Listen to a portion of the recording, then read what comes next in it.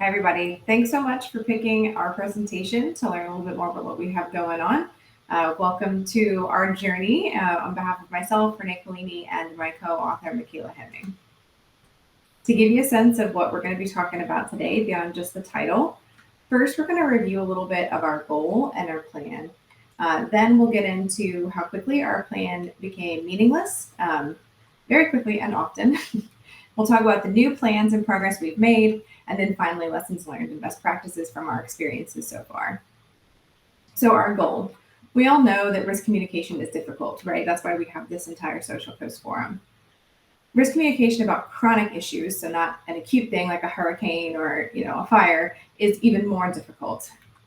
When you couple this with an underserved or frontline community, it gets even more difficult to talk about these chronic issues that are sort of underlying or in the background versus acute things that are coming more frequently and more often in these frontline communities. So recognizing that risk communication in underserved frontline communities is challenging, we wanted to sort of move forward. And so we collaborated with Carla Lopez to do a enhanced engagement and risk communication for underserved communities, basically a white paper on what the best practices are around this idea of chronic risk communication. And there was some good stuff in there, but very little of it was in relationship to climate change or sea level rise in general. So we wanted to take those best practices while intentionally engaging with frontline communities in the Northern Gulf and share back. We also partnered, I'll just note, with North Carolina and Hawaii. So there are 2 other presentations on this same project, but with information about what they've been finding in their local areas. So our plan. Our plan was to identify 2 communities to work with, one being a rural underserved community, another being an urban underserved neighborhood. And I'll point out that urban here, meaning Northern Gulf urban. This is not Miami or Houston. This is Gulfport, Biloxi, Mobile-sized cities. So our process, like I said, was to model those best practices, including to do our background research before we actually went to ask the communities to engage. When we do so, to reach out specifically to trusted members of the community, spend most of our time listening, learning, and identifying how we might be able to fit in. Be honest and transparent about why we're there and what we're trying to accomplish, and come from a position of empowering the community. And then understanding that establishing trust here means it's a long-term investment. And of course, evaluate the results and then share back what we're learning, which is part of what we're doing now for Social Coast. So we settled on Biloxi, Mississippi for our sort of urban area, specifically a part of town called East Biloxi. And so just to orient everybody, Biloxi is located in a county that's on the coast of Mississippi. And so this is Mississippi, here's our coast, this is the town of Biloxi, and East Biloxi is this area on the peninsula. You see it sticking out here. Here's a zoom in. This area is, as you can see, surrounded by water. It also has a long history. It's been a vibrant piece of Biloxi for a long time, but it also has a very diverse history. And it was actually the location of one of the sort of famous wade-ins that happened, and it was a civil rights corridor in general for the area. East Biloxi was and continues to also be a cultural hub and center with a wide range of ethnic groups and activities and all kinds of music and food. And it's just a wonderful sort of melting pot area. It also was hit very hard by Katrina. And these impacts are still felt today. For example, the main street that runs through East Biloxi, where there was the sort of hub of the thriving community, originally had 56 buildings that housed restaurants and barber shops and churches. Now there's 56 of those. Now there's only 11. And that is still the case now after Katrina. So there's still some serious impacts being faced there. At the same time, there's this very strong community. So many individual people doing work, they've come together to form the East Biloxi Community Collaborative. And so this seemed like a great place to sort of engage and get started for East Biloxi.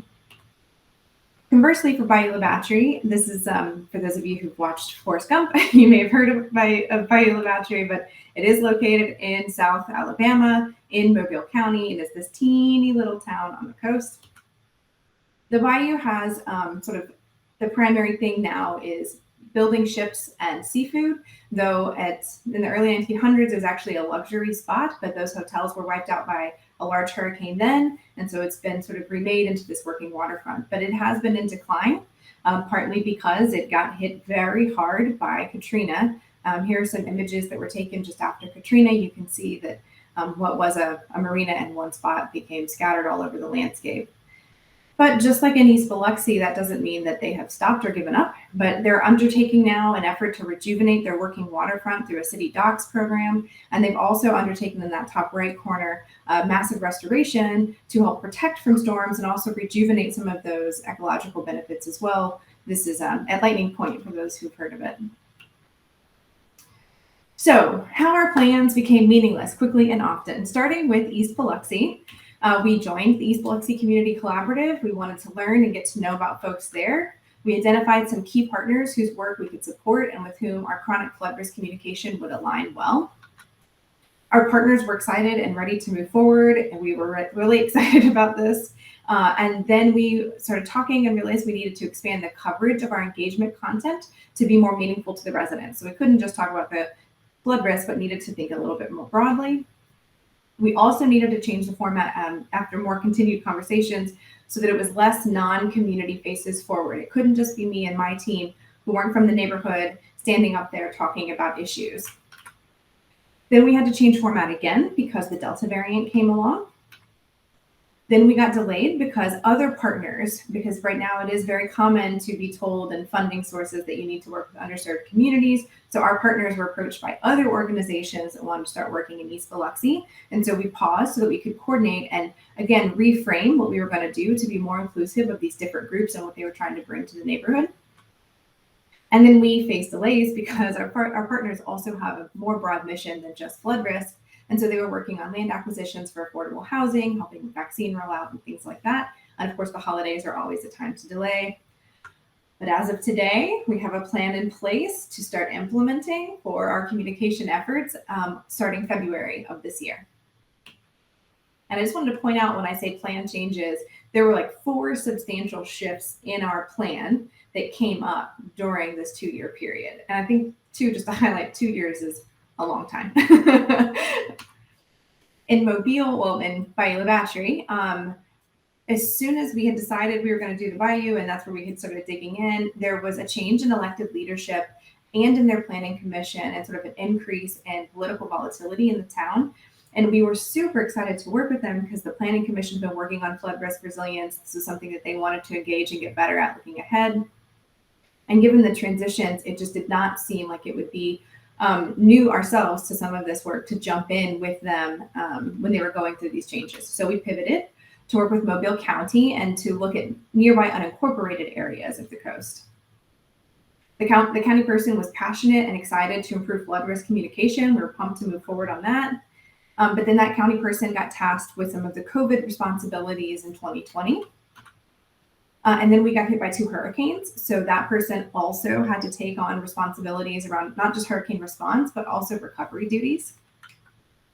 And then that same person, because it was all hands on deck, had to also step up and help with vaccine rollout duties.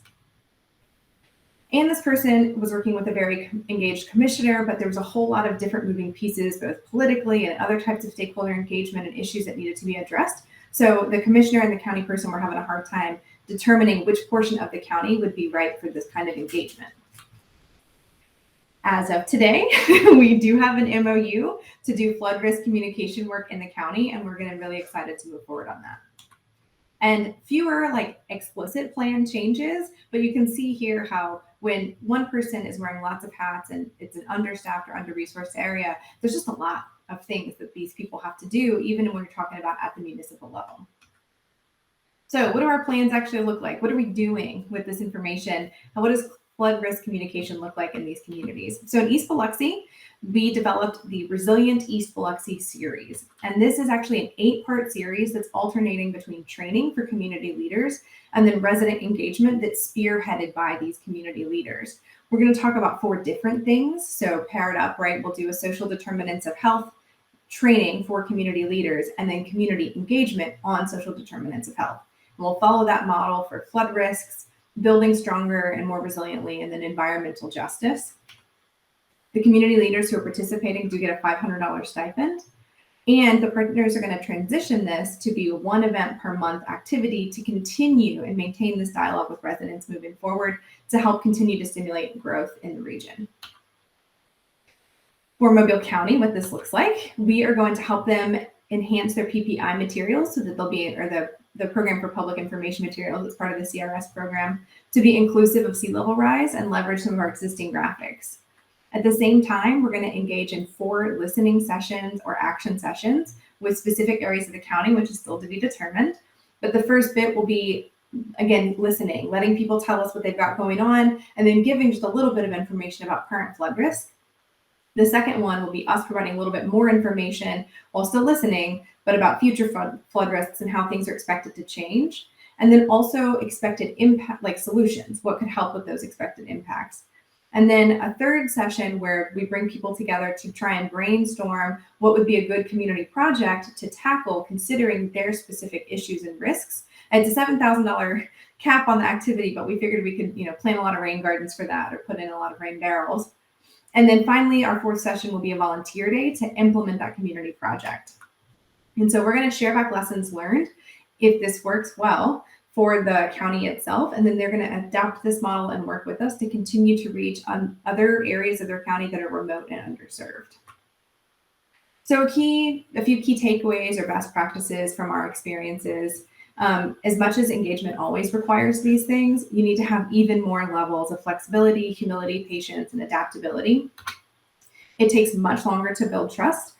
Previously, I don't know that it has taken me 2 years when I had money to do a communication project. And that's okay. That's part of this process. You also need to be open to criticisms or observations that make you uncomfortable or could make you uncomfortable. This is a new space for many people. And so you got to get used to being uncomfortable because that means that we're growing and moving forward. Make sure we're adequately compensating people for their time. A lot of times when we're engaging in residents or working in underserved areas, these are not folks who get paid time off. It's not people who are able to make this as part of their job. I think when we work with like city employees or state employees, it is part of their job. And so being cognizant of people spending their time helping you engage. Diversifying your messengers. So recognizing that you can't have one source of information. There's no such thing as a homogeneous underserved community.